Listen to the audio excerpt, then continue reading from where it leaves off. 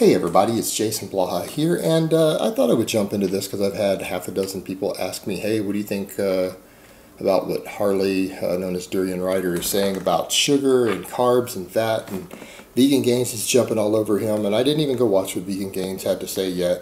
I might check it out later if I choose to go deeper into this conversation, but let's talk a little bit about the basics of what Durianrider is saying, what he's getting right and what he's getting wrong.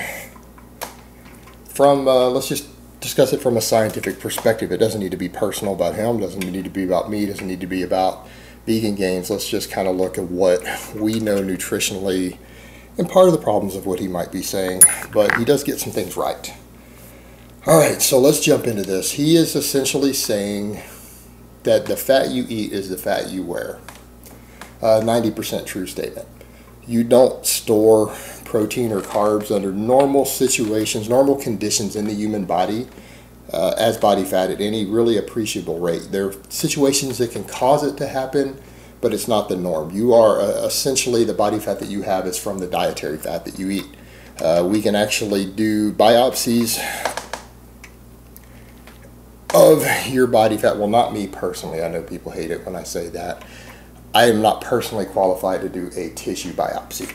But people who are qualified to do a tissue biopsy can biopsy your body fat, and they can tell the composition of your diet based purely upon that. Because they can tell whether you're eating mostly salmon or beef or donuts or whatever for most of your fat that you've been consuming for the past few years based upon that, because that's fat stores directly with minimal changes to it structurally. The excess does. So he is right. Your excess fat in your diet turns to fat.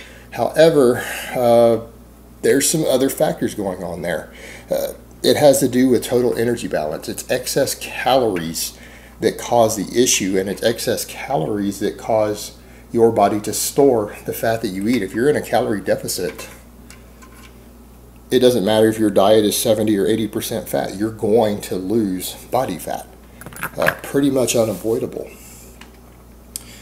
The issue that we run into there is that he tries to claim that excess protein turns to fat also. There's no scientific basis for that. Extra protein turns to sugar. Now, I will agree with him when he's saying that people are trying to say extra protein will store as muscle. That's simply not true. It just gets converted by the liver into carbohydrates, into glucose. All the extra protein you eat turns to sugar. Scientific fact. No debate there.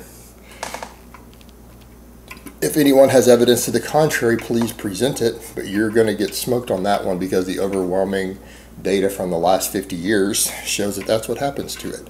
As far as the amount of protein, extra protein you would need to eat to gain muscle, we're talking about versus like your baseline, like the recommended daily amount, a few extra grams.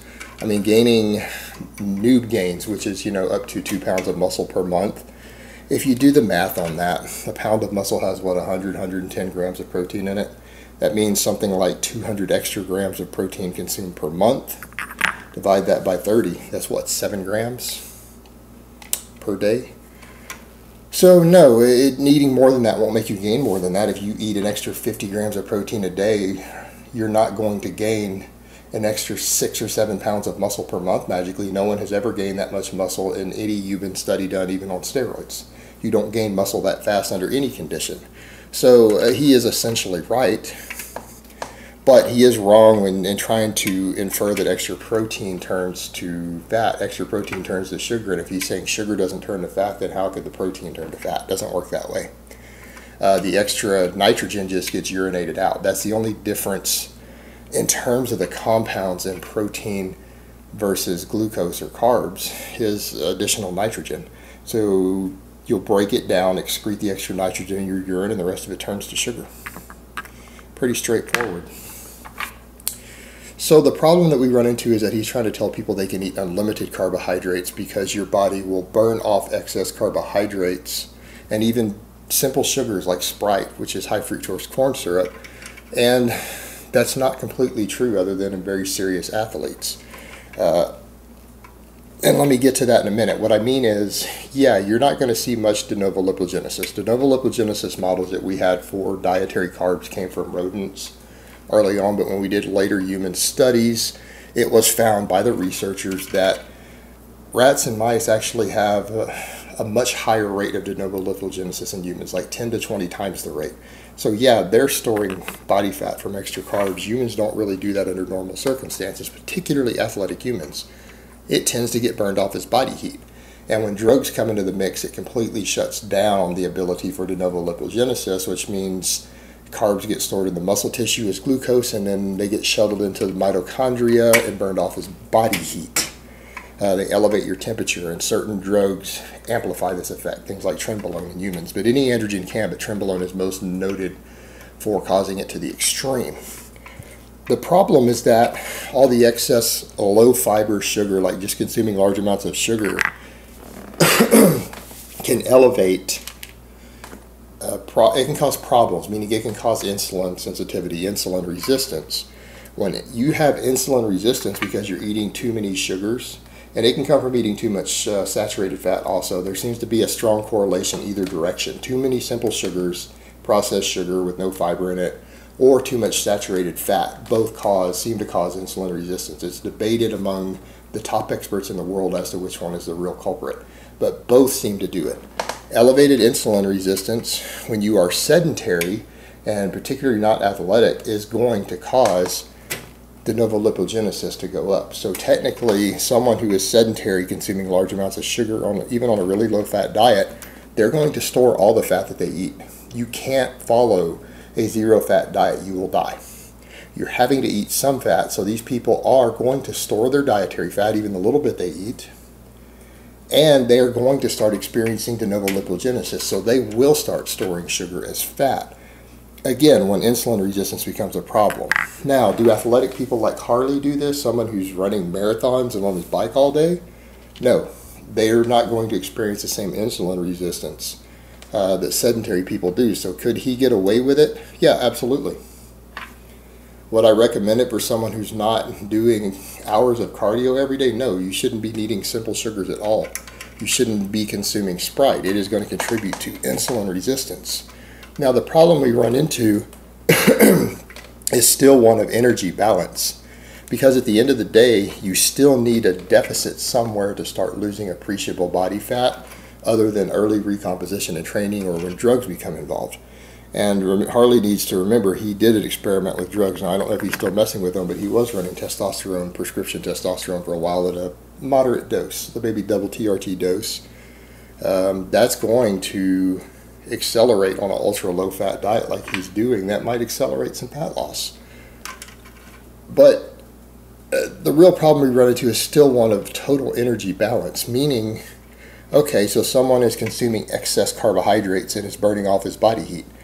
Their body is also burning pure glucose as a fuel source at this point, meaning since it knows it has excess to burn off, and it will burn it off, it's probably not going to store it in an athletic person.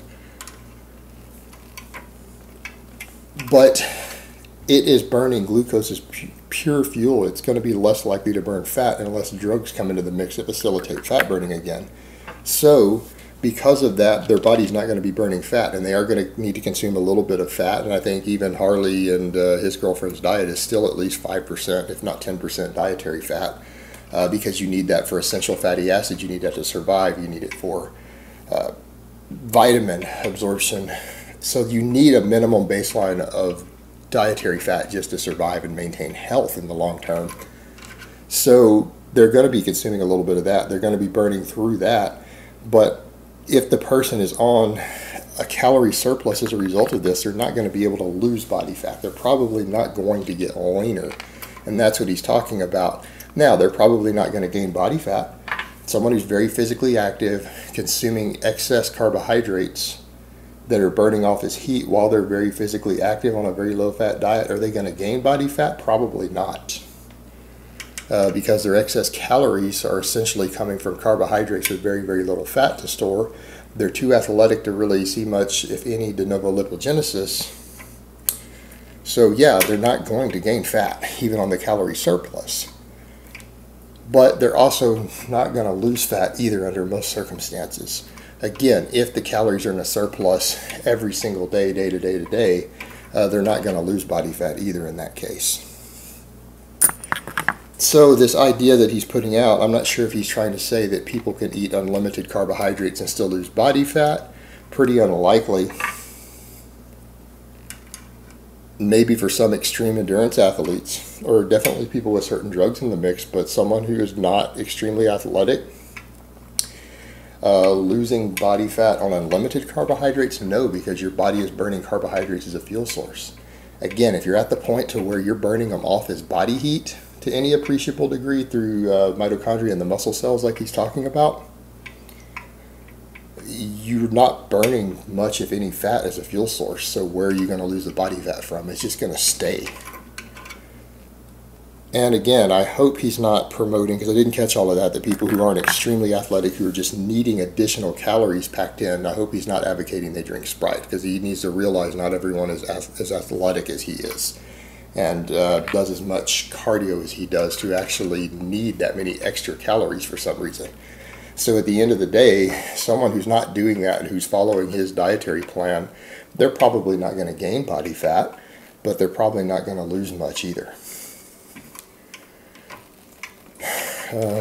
But yeah, my real issue I take with that is that, again, his talk of taking in Sprite and all these refined carbs with no fiber in them is a bad idea for most people, again, who don't need the extra calories because they're so physically active.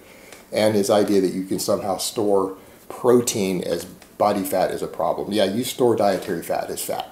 No problem there. Scientifically, no, understood. But the excess protein, no. Excess protein converts to sugar. And he's on about taking in all this sugar. You're just creating more sugar with it. So again, that's complete nonsense. All right, guys, so that's really all I have to say on that today. I hope it's been informative, and I will talk to you guys next time.